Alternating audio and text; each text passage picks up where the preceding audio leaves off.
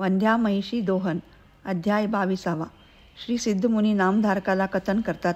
मागे मी तुला सांगितले की श्री गुरु गाणगापुराला येऊन भीमा अमरजा संगमावर गुप्त रूपाने राहिले म्हणून. पण हे गौप्य किती दिवस राहणार? भक्तजन तारणार्थ ते तीर्थ हिंडत होते. श्री गुरु संगमस्थानावर राहत असून नित्य मध्यान्ह काळी गाणगापुरात भिक्षेला येत असत. या ग्रामात एक दरिद्री विप्र राहत होता.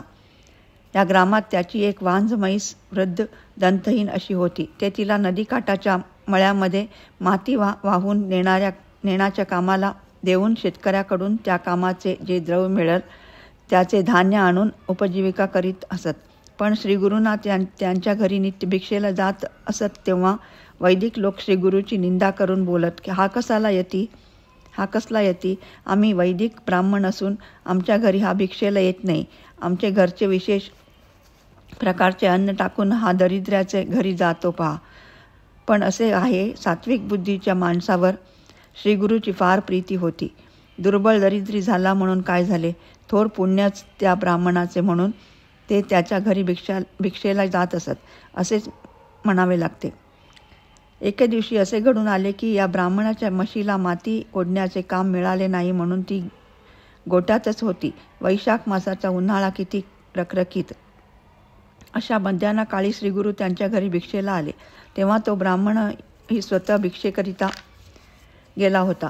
श्रीगुरूंना पाहून पतिव्रता ब्राह्मण पत्नीने त्यांना साष्टांग दंडवत घालून विनंती केली की आपले पती याचक वृत्तीला गेले आहेत. ते आता इतक्यात उत्कृष्ट धान्य घेऊन येतील तोपर्यंत श्रीगुरूंनी या पाटावर बसावे. श्रीगुरू त्या आसनावर बसता बसता हास्यवदनाने बोलले, तुझ्या दारात मी ही महिषी आहे की आणि आम्हाला दूध भिक्षेला न घालता उगीच का खोळंबून ठेवून घेतेस? विप्रश्री नमनपूर्वक त्यांना बोलली, ही वृद्ध महिषी जन्मतःच वांझ आहे.